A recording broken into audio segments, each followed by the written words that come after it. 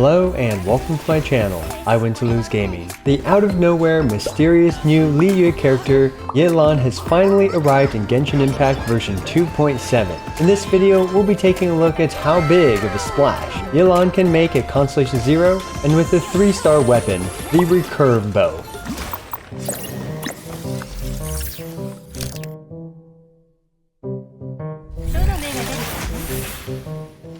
Yelan is an interesting character and a continuation of a recent miHoYo trend, making 5-star versions of 4-star characters. We had Yae Miko who felt like a 5-star official, and now we have Yelan who feels like a 5-star Xingqiu. In fact, they didn't even try to hide it. Yelan and Xingqiu surely must go to the same aristocratic barber. Uncanny hair similarities aside, their kits appear to be remarkably similar as well. Anyway, this video will showcase all her abilities as well as a bit of her support capabilities to Vape and some team showcases in Abyss 12. But before continuing, I need your help. Genshin content's been really rough lately, so you can help me out in the algorithm by smashing that like button, leaving a comment, and if you haven't already, not smashing the subscribe button, but instead clicking the subscribe button with a reasonable amount of strength as long as it's enough to get the job done.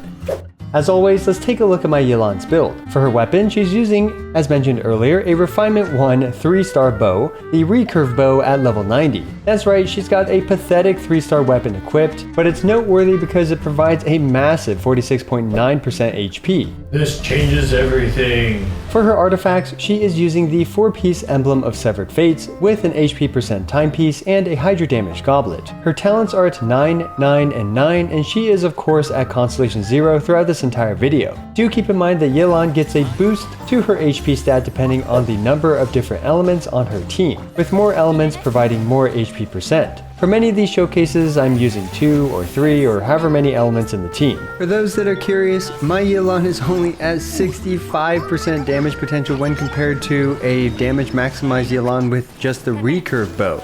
Now if we're comparing her to other types of bows like her signature weapon, then this damage potential would be even more pathetically low. But 65% is a pretty low damage potential to showcase a character at. So keep in mind that my Yelan has a lot of room to improve in terms of her damage.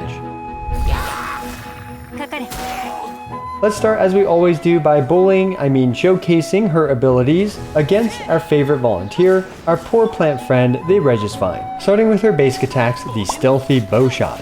Yelan's normal attacks fire physical damaging arrows, and for something named Stealthy Bow Shot, it has a very flashy animation where she kicks the bow and then at the end she somehow shoots multiple arrows while doing a flip. Unsurprisingly, her normal attacks, which scale off attack and do physical damage, are merely tickling our Regisvine friend. As for her charge shots, Yelan has 2 different types of charge shots. The first shot here is an AoE charge shot that charges much faster and scales off her hit points, called a Breakthrough Barb. Without Breakthrough state available, Yelan does a normal bow charge shot, just like most of the other bow characters in the game, that scales off attack, which is generally to be avoided. Yelan's bracelet glows when she has a Breakthrough Barb available, and she gets it by being out of combat for about 5 seconds, or with a 34% chance per enemy hit with her elemental skill.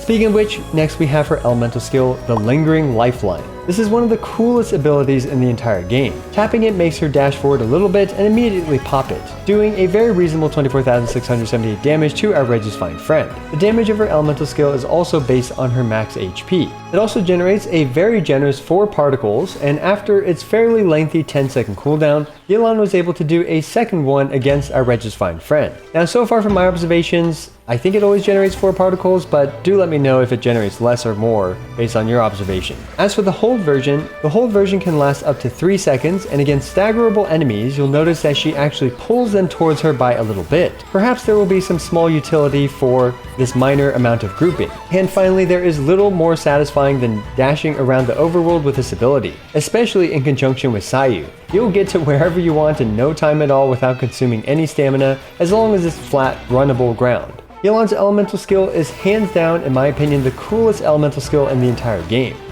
The last part of Yelan's kit is her bread and butter, her elemental burst, depth Clarion Dice. Yelan's burst, upon casting, does an initial hit, and like Xingqiu's elemental burst, normal attacks activate her burst, and her burst shoots out 3 exquisite throws roughly once a second or so. Of course, it works with other party members as well, doing their normal attacks. However, when Bennett swapped on, we can see here that her burst's damage went down. This is because Yelan's second passive provides bonus damage to the active character, so once Yelan gets off the field, she no longer gets that bonus damage from her own burst, and instead Bennett does. Minor complexities aside, the damage is quite impressive for an off-field sub-DPS character using a 3-star bow, and our poor Regicine friend was unable to survive Yelan's elemental burst.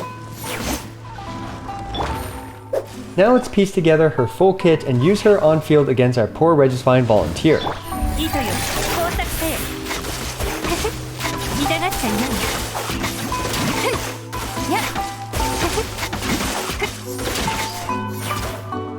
With some slightly fancy inputs, we can maximize the number of exquisite throws and breakthrough barbs. I might do a tips, texts, and tricks video for Yelan after this, but we'll see if time permits. Anyway, as we can see, our Regicine friend stood even less of a chance against Yelan's exquisite onslaught.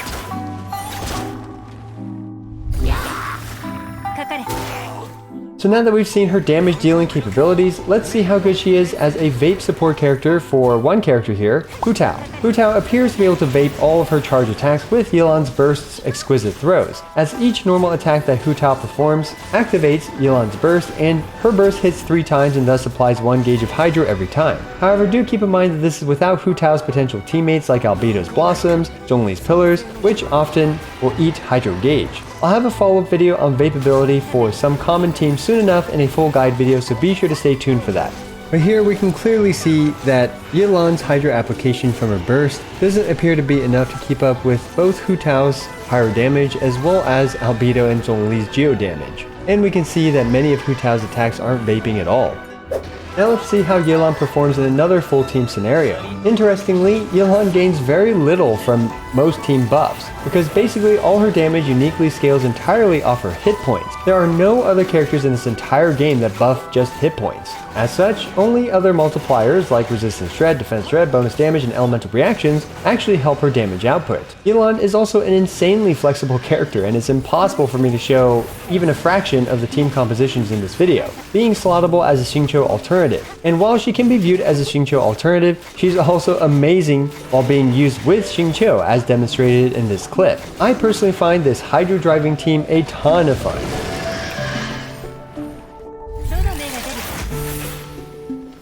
And of course, we will do our obligatory Abyss 12 run. Sadly, this current Abyss 12 is one of the worst Abysses we've had for showcasing characters, but we'll do it anyway. It's our only option right now. The team I'll be using is a mostly Hydro team, with Barbara, Xingqiu, and Venti. Sorry guys, the current top half of Abyss 12 is too annoying to have cleanish runs without Venti, so I decided to use him even though he's another 5-star character. Everyone is using various free-to-play accessible weapons such as the Windbloom Ode for Venti, the Aminoma Kageuchi for Xingqiu, and the Thrilling Tales for Barbara. However, do keep in mind that all my supports are at Constellation 6. And also keep in mind that this team is far from optimal, but I wanted to keep it fairly accessible for most players that end up getting Yelan.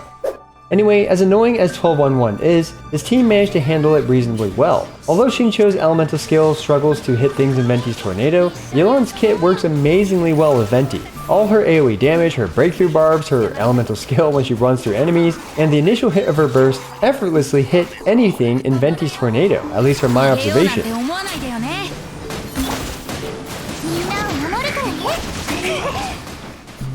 Combining all this with tons of Hydro particles from Xingqiu and Yelan, and the team rarely felt like it was struggling with energy. Although I don't think this combination of characters, again, as I mentioned, is even close to the ideal team, it sure is satisfying to play as tons of little Hydro needles from Xingqiu and Yelan's burst trickle our opponents to death. This team managed to complete 12-1-1 in a very respectable 47 seconds.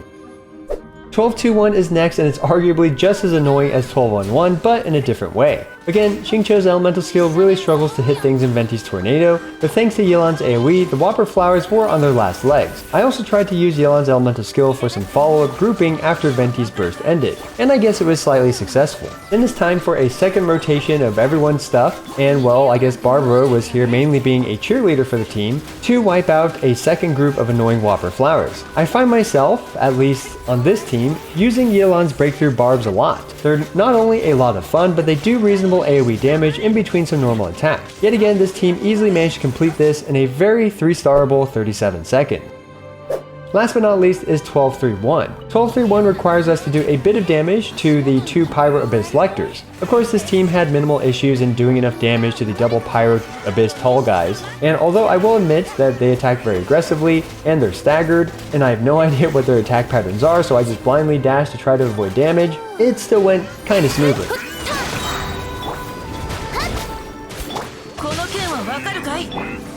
I time Venti's burst to infuse Hydro right when the Pyro Abyss dudes get knocked down, as this helps break their shields even faster thanks to the Hydro ticks from Venti's burst. Then unsurprisingly, having 3 Hydro characters made their Pyro shields fairly trivial, and this team completed the very patronizing 1231 in 42 seconds.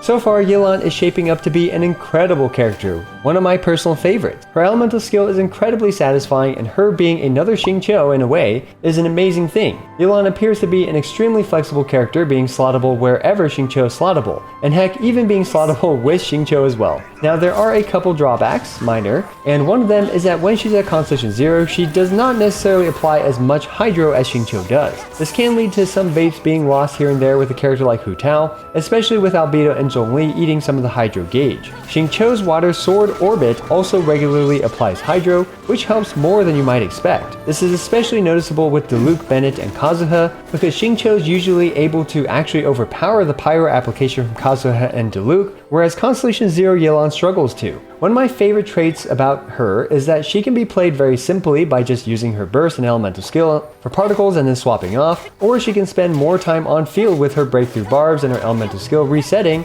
breakthrough state. Anyway, for such an insanely flexible character with quite a bit of depth to her gameplay, a short video like this cannot possibly cover even a fraction of the possibilities. Overall, she feels like an amazing character, and I do wish you the best of luck on your wishes if you plan to pull for our armpit waifu. Also, I regularly make Genshin Impact videos ranging from C0 showcases, DPS showdowns, guide videos, and more.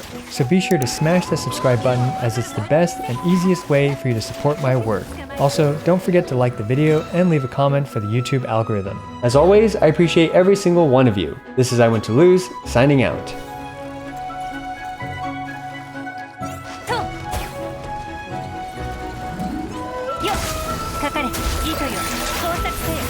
Yo!